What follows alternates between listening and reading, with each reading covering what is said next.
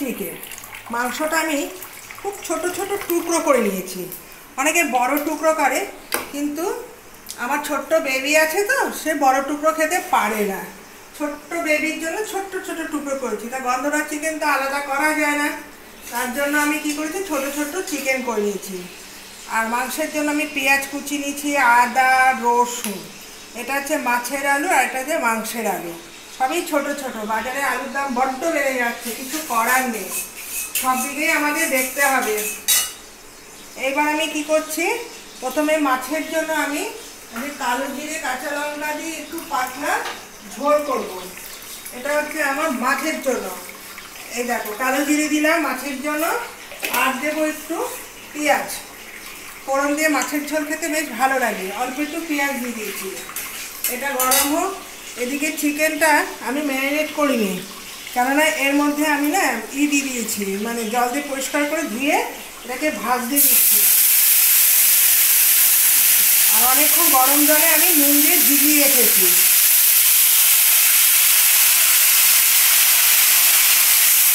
আর গন্ধরাজ chicken খেতে সত্যি খুবই ভালো লাগে।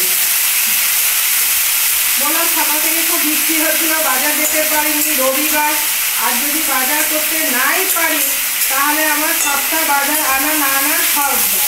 আগের সপ্তাহ বৃষ্টি, এই সপ্তাহ বৃষ্টি।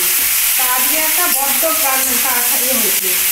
আজকে আমাদের এখানে একটা জমি বিক্রি হচ্ছে, আর মানে বাড়ির মধ্যে জমি বিক্রি করবে, আর সরকারি বাড়ি পেয়েছে, এতটা জমিটার দরকার নেই। তাই জন্য আজকে কী করেছে, দুই ভাই মায়ের মধ্যে মারামারি শুরু হয়েছে। এখন মা রেজিস্ট্রি করে টাকাটা ব্যাংকের মধ্যে ফেলে দিয়েছে, চেক। হ্যাঁ, সেসব ভেতরকার ব্যাপারটা আমাদের জানা কোনো দরকার নেই। তা এখন কী হয়েছে, মায়ের সম্পত্তি যেই ছেলে দেখে তাকে কিছু দেবে না, নাকি কি দুই ভাইয়ের মধ্যে যাই হোক সম্পত্তি নিয়ে বিরাট অশান্তি। তারপরে মাকে কি করলো, কোথা থেকে ইট এনে মায়ের মাথার মধ্যে পেঁচিয়ে দিল। সাথে সাথে তো আমাদের থানার সামনেই, বাড়ির কাছে, তোমরা জানো নপাড়া থানাটা কাছে, নপাড়া থানা থেকে পুলিশ আসলো, এসে মাকে সামনেই হসপিটালে ভর্তি করে দিল, বললো বিয়ে বসে ভর্তি করে দিয়েছে। আর এক ভাইকে নিয়ে গেছে, আর এক ভাই সাপোর্ট আছে, কিন্তু ও চুপচাপ। তারপরে যাই হোক, এখানে দেখেছে সরকারি বাড়ি বন্ধ আছে, মা মাঝে মাঝে এসে থাকে, এই চলছে সম্পত্তি নিয়ে। মা এত কষ্ট করে ছেলেমেয়েকে মানুষ করার পর মায়ের জায়গা যে কোথায় হয় কেউই বলতে পারে না। আচ্ছা, আমরা কি সম্পত্তির জন্যই কষ্ট করি? বাড়ি ঘর, ছেলেমেয়েদের লেখাপড়া শেখাই কি এই কারণে? মনে হচ্ছে এখন আমাদেরই ভয় ঢুকে গেছে, জানি না কি আছে কপালে। এবার পেঁয়াজগুলো আমি কাটতে দিয়ে দিয়েছি, আর এখানে আমার মাংসটা একটু হালকা ভাজা হতে থাকে। এখন আশেপাশে শুধু টাকা টাকা টাকা ছাড়া মানুষ কিচ্ছু বোঝে না। বাজে সারাদিন যে এই যে 10 মাস পরে যে আমাদের এখন 10 বছর মেয়ে, আর শাশুড়ির বয়স হচ্ছে প্রায় 60-এর কাছাকাছি, এখন 7 বছর হয়নি। বৌমা 27 বছরের মেয়ে, মাকে কি না ভাবে কি বলা।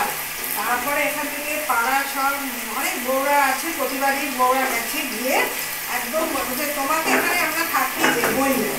দেখো, আমাদের এখানে আমরা কষ্ট করে একটা বাড়ি করেছি, যদি তোমার থাকতে হয় তুমি এই বাড়ি বিক্রি করে চলে যাও, কিন্তু আজকে তোমাকে কাণ্ডটা দেখেছি, তোমাকে আমরা এখানে থাকতে দেবো। তোমার সাহসটা কী করে হয়? তুমি 60 বছরের কাছাকাছি মায়ের গায়ে, মাকে জানা, আজ যদি তোমার মাকে যদি দুটো বাজে কথা বলে, তুমি কি সহ্য করতে পারবে?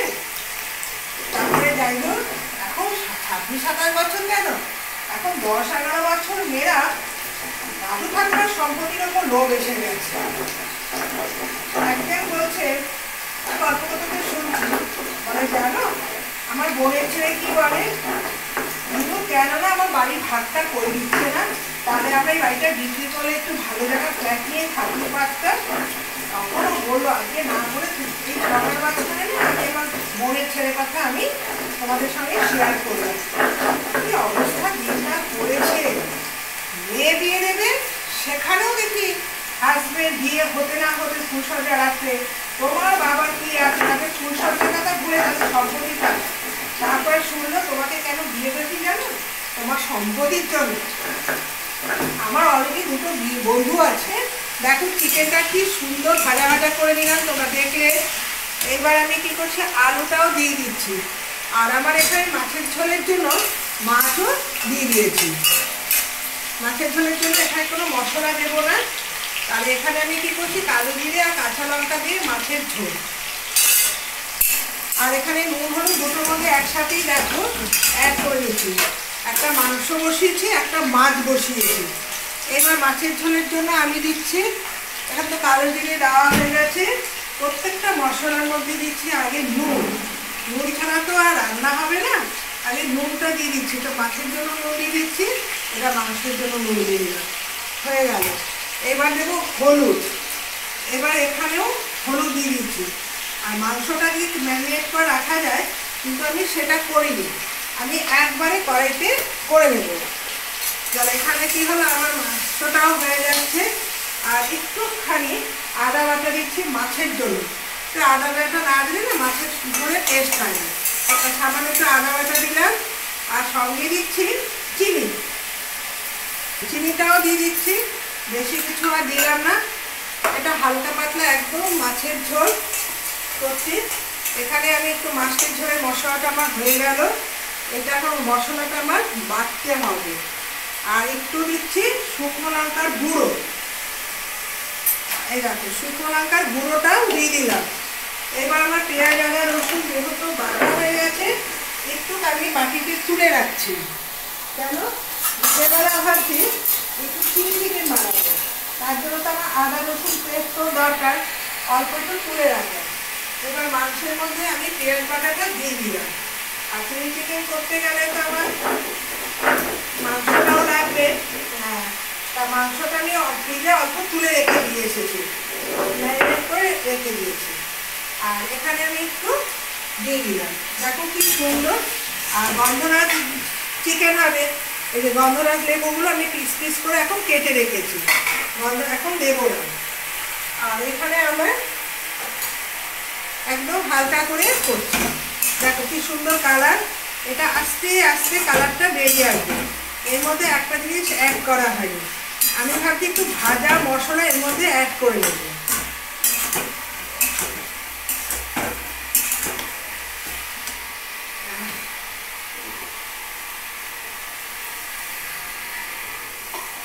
ভাজা মশলা বলতে এই যে এখানে আমার ভাজা মশলা করা ছিল, তা এটা আমি এই মাংসের মধ্যে একটু ভাজা মশলা দিয়ে, আর তার সাথে যদি একটু কসুরি মেথি দেওয়া যায়, মাংসের জন্য যেন সেন্টটা আরও বেড়ে যাবে। তোমরা গন্ধরাজি চিকেনের মধ্যে একটু কসুরি মেথি দেবে, দেখবে তার টেস্টটা যেন অন্যরকম হয়ে যায়। দেখো একদম পাতলা ঝোল করছে, এখানে আমি কোনো টমেটো দেবো না। আমার সব কিছু হয়ে গেছে, মাছের ঝোলটাও হয়ে গেছে। এবার আমি এর মধ্যে একটু জল দিয়ে দিচ্ছি মাছটা ফোটার জন্য। এই দেখো জলটা এখানে অ্যাড করে দিচ্ছি, বেশি করছি না, অল্প করে মাছের ঝোল করছি। এটা আলুটা সিদ্ধ হয়ে গেছে। তারপরে এখন এটাকে নামিয়ে আমি বানাবো এই যে উচ্ছে কুমড়ো আলু কেটে রেখে দিয়েছি। ভেবেছিলাম ভাতে সিদ্ধ দেব, কিন্তু ভুল করে সবটা ভেবেছি একটা টিফিন বাটির মধ্যে আমি তুলে দেব। এটা দিয়ে ভাপে হবে, দেখেছো দারুণ লাগবে। দেখবে এখানে কুমড়ো আলু বেগুন এর মধ্যে দিয়ে প্রেশার কুকারে বসিয়ে দেবো। আর যে হচ্ছে উচ্ছে কুমড়ো বেগুনের ভাপা, তার জন্য ভাপার জন্য আমি কী করছি, এটাও আমার ধোয়া আছে, এটা হতে থাকুক। আর দেখো উচ্ছে দিচ্ছি, আলু দিয়েছি, বেগুন দিয়েছি, আর এর সঙ্গে কাঁচা তেল নুনটা একসাথে দিয়ে দেব। এই ভাপাটাও করবে, দেখবে দারুণ লাগে। এই দেখো ভাপার জন্য আমার পারফেক্ট বাটিটাও হয়ে গেছে, তরকারিটাও ঠিকঠাক রয়েছে। এখানে আমি আগে নুন দিয়ে নিই, যেহেতু ভাপে হবে, নুন আর কাঁচা তেলটা আমি এখানে অ্যাড করে দিলাম। আর সঙ্গে দেব দুটো কাঁচা লঙ্কা। কাঁচা লঙ্কাটা আমার এখানে নেই। আর এখানে দিচ্ছি কাঁচা সর্ষের তেল। এবার আমাকে ভাতটা যেহেতু প্রেশার কুকারে হবে, আর দেখো ভুল করে আমি কুমড়োটা কেটে নিয়েছি, কাঁচা সর্ষের তেল দিয়েছি। আর দিতে হবে আমার দুটো কাঁচা লঙ্কা। আর এদিকেও আমার চিকেনটাও হয়ে এসেছে। এবার আমি কী করছি, কাঁচা লঙ্কাটা যেহেতু বড় আছে, আমি এর ওপরে কাঁচা লঙ্কাটা দিয়ে দিলাম। এই সিদ্ধটাও খুব ভালো লাগে। উচ্ছে বেঁধে কুমড়ো, আলু, বেগুন দিয়ে তরকারিটা করলে মানে সিদ্ধ দিয়ে বেশ ভাপে সিদ্ধ বসিয়ে দিয়েছি। ব্যাস, আমার হালকা তেলে গন্ধরাজ দিয়ে যে লেবু, এবার গন্ধরাজের জন্য আমি লেবুটায় রস দিয়ে দিচ্ছি, আর দারুণ টেস্ট লাগে। আমার মাংসটাও হয়ে গেছে, মাছের ঝোল হয়ে গেছে, টিপে টিপে আমি রসগুলো দিয়ে দিচ্ছি। ভেতর থেকে আমার বিচিটা বের করা হয়নি। আর গন্ধরাজ লেবু কি রসটা সুন্দর, কিন্তু না চামড়াটা এত মোটা, আর গন্ধরাজ লেবুর পাতাটাও বেশ সুন্দর। তা আমার এগুলো সব দিয়ে দিচ্ছি, টিপে রসটা বের করে দিলাম। গন্ধরাজ লেবু মানে তো গন্ধরাজ লেবু লাগবে। এখন গন্ধরাজ চিনি থেকে গন্ধরাজ মাছ খেতে দারুণ লাগে। এই দেখো কষানো হয়ে গেছে, এটা ভাবে ঢাকা দিয়ে দিচ্ছি। মাছের ঝোলও হয়েছে, মাছটা একবার দিয়ে নিই। এই দেখো লেগ দিলাম, মাছের মাথাগুলোও দিয়ে দিচ্ছি, আর দিচ্ছি 2 পিস মাছ। দেখো হয়ে গেল আমার মাছে। এটা আবার কালকের জন্য রেখে দিলাম। দেখো কি সুন্দর, দেখো মাছের ঝোলটা দেখো কি সুন্দর ফুটে এসেছে। দেখো আমার রান্না কমপ্লিট, তোমার সঙ্গে খেতে।